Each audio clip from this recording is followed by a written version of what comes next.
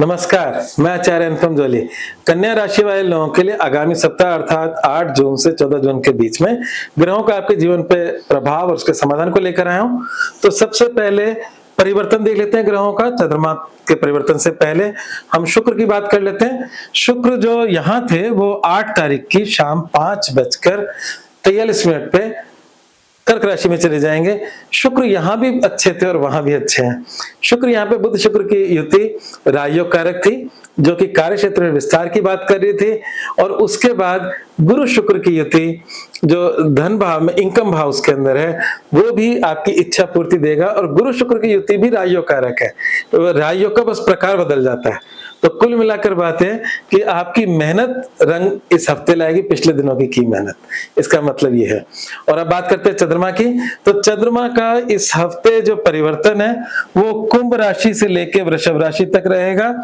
और क्योंकि कुंभ राशि आपकी राशि छठी राशि है, छठी राशि में गोचर का चंद्रमा बली होता है, ताकतवर होता है, आपका वर्चस्व बढ़ाता है, रोग ऋण रिपु की चिंता से थोड़ा मुक्त करने की बात करता है, शत्रुओं पे आप हावी हो जाते हैं।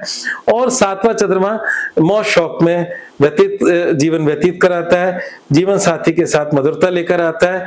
परंतु अष्टम चंद्रमा अच्छा नहीं होता। हम जो अच्छा नहीं होता उसी की चिंता सबसे ज्यादा करते हैं।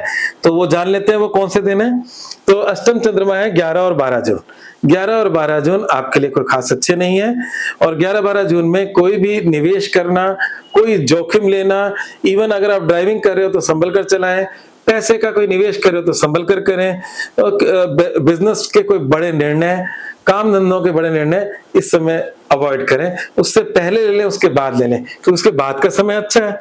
तो कुल मिलाकर बात है कि 13 तारीख की सुबह 9:25 पे वृषभ में आ जाएगा चंद्रमा।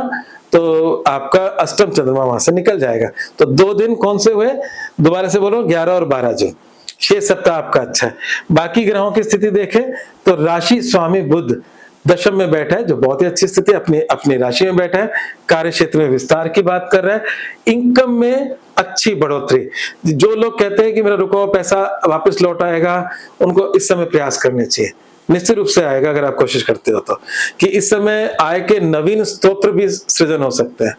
साथ ही साथ अगर हम देखें तो बृहस्पति उच्च का है, और बृहस्पति आपके जमीन मकान का स्वामी होकर उच्च का है। और बृहस्पति देख कहाँ रहा है, बृहस्पति की दृष्टि आपकी राशि से तीसरी राशि है, जो आपके चौथी से भारी राशि है। इसका मतलब क्या हुआ बता देता हूं। इसके 2 मतलब हो रहे हैं। पहला मतलब यह है कि आप अपने मकान दुकान का जीर्णोद्धार करने का ये बेस्ट समय है। अगर उस पर पैसा लगाकर कुछ उसमें एक्सटेंशन, कुछ बढ़ोतरी, उसमें कुछ नयापन लाना है तो उसका समय चल रहा है।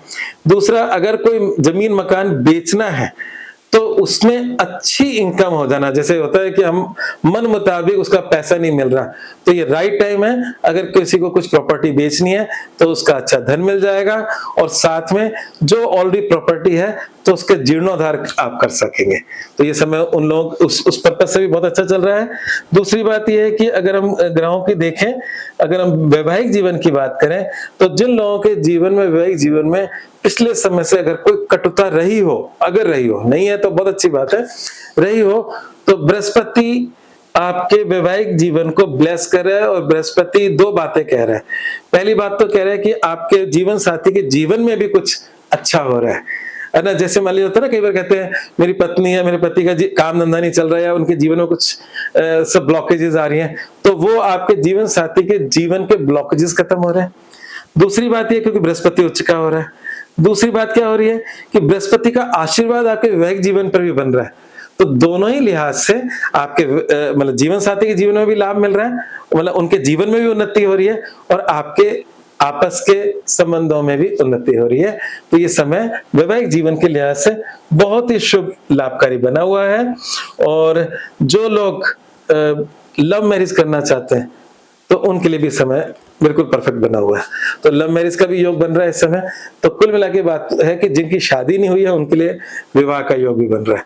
तो विवाह के हिसाब से, करियर के लिहाज से, दोनों के लिहाज से समय अच्छा है। अब बुरा क्या है, बुरा यह है कि आपके हानि वाले भाव में मंगल बैठा है, स्वग्रही होकर बैठा है। उस मंगल का उपाय कर लें, चीजें ठीक हो जाएंगी।